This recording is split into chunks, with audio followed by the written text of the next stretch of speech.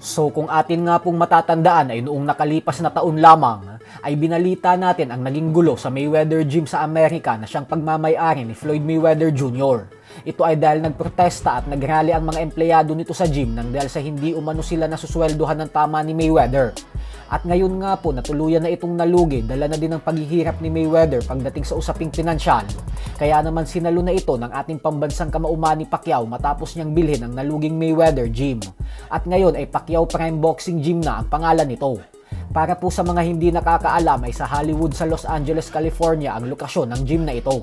Kaya hindi po talaga basta-basta ang maintenance nito. Isang patunay lamang na mas magaling humawak ng pera ang ating pambansang kamao kaysa kay Mayweather. Sa kabila ng araw-araw namimigay ng libu-libong piso si Pacquiao sa mga kapuspalad nating kababayan.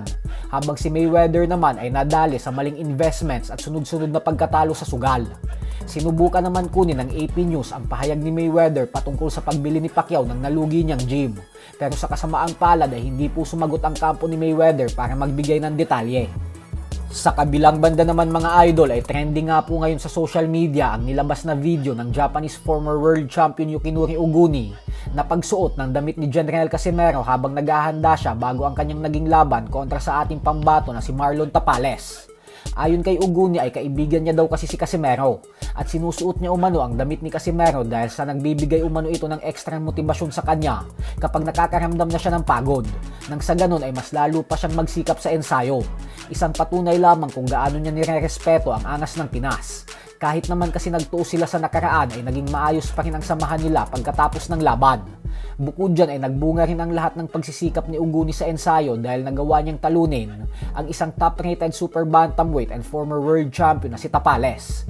Bagay na maging sarili niyang kampo ay hindi naniwala sa kanya na magtatagumpay siya. At ngayon ay may pagkakataon si Oguni na makalaban ulit para sa world title. At ang naging panalo niya kay Tapales ay maagang nangunguna ngayon sa mga kandidato bilang 2026 Upset of the Year sa Japan. Samantala, matapos nga pong manalo ng former WBO Junior Middleweight Champion na si Tim Tszyu nitong linggo lamang, ay inaasahan ng lahat na ang former Unified Welterweight King na si Errol Spence Jr. na ang sunod nitong makakalaban sa kalagitnaan ng taon na ito. At dahil dyan ay madaming nangangamba para kay Spence dahil mukhang hindi umano tama ang desisyon nitong lumaban agad sa kalibre ni Tszyu nang dahil sa mahigit 3 taon na itong hindi lumalaban. Tapos nanggagaling pa ito sa isang masaklap na pagkatalo via technical knockout sa kamay ni Terence Crawford. Pero ayon nga po sa veteranong trainer na si Robert Garcia, ay sa palagay niya umano ay ang dahilan ni Spence kung bakit ayaw na nitong mag-tune up at gusto na agad dumiretso sa isang malaking laban kontra kay Tim Tszyu ay dahil alam umano nitong wala na siyang ibubuga pa sa boxing.